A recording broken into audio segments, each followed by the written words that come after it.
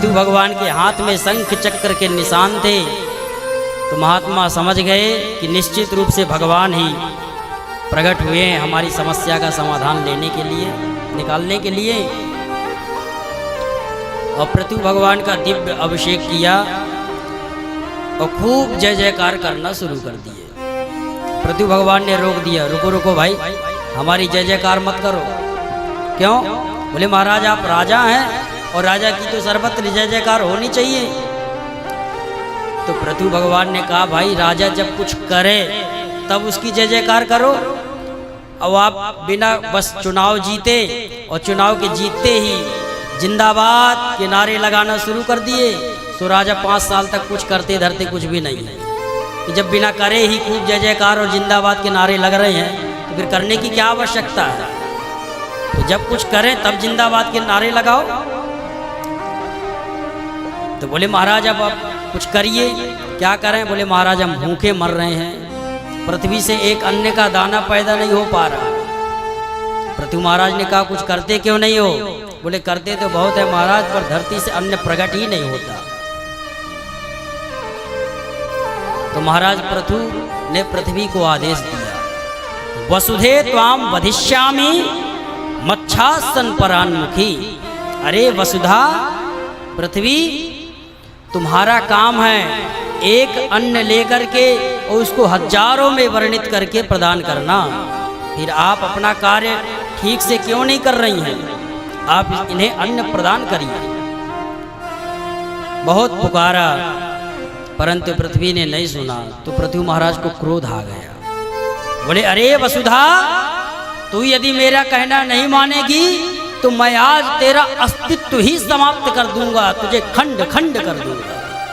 पृथ्वी कांप गई और गाय का भेष बना करके प्रकट हो गई। बोली महाराज मेरा तो स्वभाव है कि जब मेरे ऊपर धर्म की ध्वजा लहराती है तो मैं अपने गर्भ से सारे रत्न प्रकट कर देती हूँ,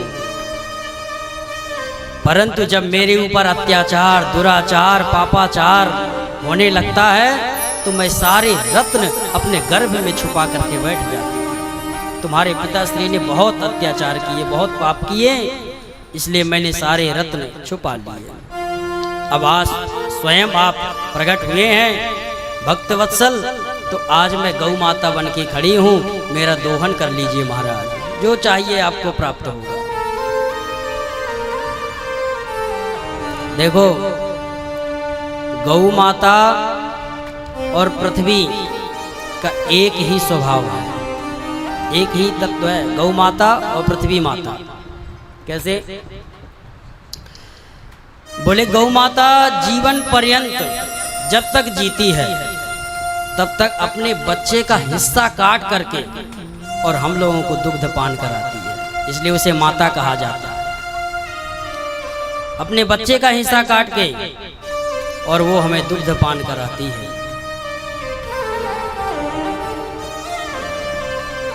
परंतु हम लोग इतने अत्याचारी हो गए कि उसका एहसान मानने के बदले हमने उसको ही समाप्त करना शुरू कर दिया। ऐसे ऐसे इंजेक्शन बना करके तैयार कर दिए कि लगा देते हैं गौ माता के अंदर और उनका रक्त तक निचोड़ लिया जाता है। ऐसी ऐसी मशीनें बन गई महाराज। गाय को वत्सला कहते हैं। वत्सला मतलब गाय के 4 थन होते हैं, आपने ध्यान दिया होगा, गाय के 4 थन, और हम लोग क्या कहते हैं? 2 हन। जब गाय लगाते उसको कहते हैं 2 हन, मतलब 2 थनों को तो आप दोहन कर लो और 2 थन आप छोड़ दो बछड़े के लिए, परंतु हम चारों थनों को से दुग्ध निकाल लेते हैं और ऐसी मशीनें लगा देते हैं कि उनके रक्त तक महाराज निकलना शुरू हो जाता है।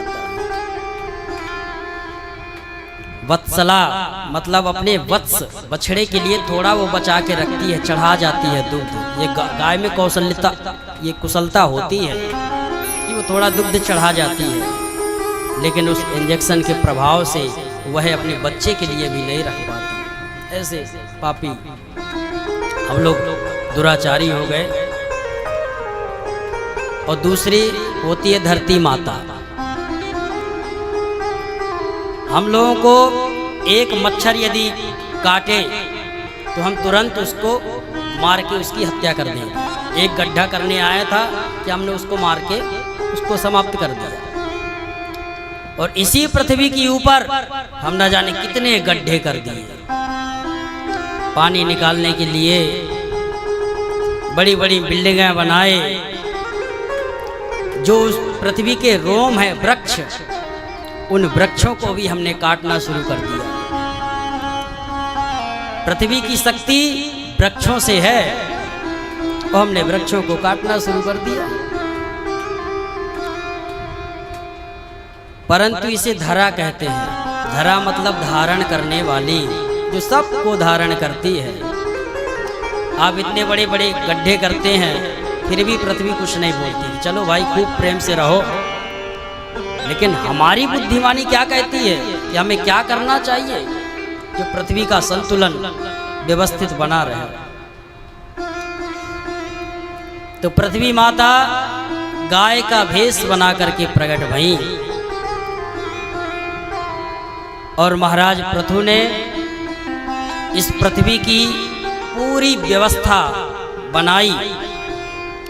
इसीलिए इस धरा का नाम पृथ्वी हुआ, क्योंकि पृथु महाराज ने यह व्यवस्था बनाई। इसलिए इस धरती का नाम पृथ्वी हम लोग कहते हैं, पृथु से पृथ्वी।